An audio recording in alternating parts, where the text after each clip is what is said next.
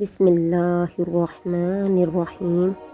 رسول اللہ صلی اللہ علیہ وآلہ وصحبہ وبارک وسلم نے فرمایا، سب سے بہترین دن جس میں سورج نکلا جمعے کا دن ہے۔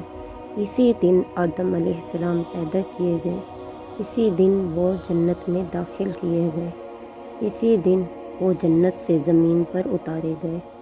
اسی دن میں ایک گھڑی ایسی ہے کہ جسے مسلم بندہ نماز کی حالت میں پائے اور اللہ سے اس میں کچھ طلب کرے تو اللہ اسے ضرور عطا فرمائے گا۔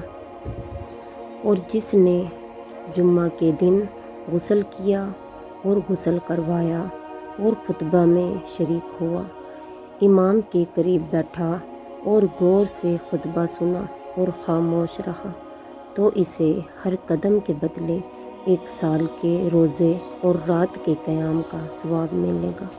اور جو 3 جمعہ تک سستی سے جمعہ چھوڑ دے گا تو اللہ اس کے دل پر مہر لگا دے گا۔